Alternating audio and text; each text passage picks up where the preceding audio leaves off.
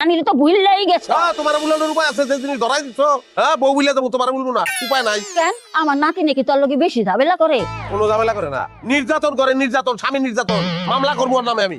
আয় আল্লাহ, সারা জীবন শুনছি নারী নির্যাতন, এখন বলে স্বামী নির্যাতন। এই কেমনে করে আমার নাতিন তোরে নির্যাতন? নানান ভাবে করে, মানসিক ভাবেও করে। আমার খলিল ভাই কয় কেমনটা লাগে। হ্যাঁ, অলরেডি আমি লুঙ্গি বদলাইতে পারতাছি না, শার্ট বদলাইতে পারতাছি না, এক কাপ চা চাইছিলাম, চা দেয় নাই। কেন তুই লুঙ্গি বদলাইতে পারস না কেন?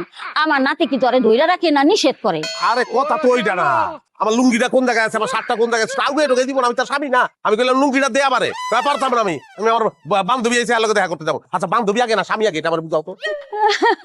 আচ্ছা, কি লিগা? তোরে দেখলে তোর নানার কথা মনে পড়ে যায়। তোর নানাও তোর মতো খালি চিল্লাচিল্লি করতো, আমার একটু না দেখলেই খুঁজে বেড়াইতো। আরে দূর, তোর এর মধ্যে আবার নানার ঢুকাই দিচ্ছ, নানা ভাড়া বাদ। আমার নাতিন কই গেছে এটা কও আমারে। আরে তুই তোর নাতিন যেদিকে যায় যাক গা, তুই আমার কাছে থাক। শোন, আমার কবি, আমি তোর সবকিছু আগুয়ে দেবো।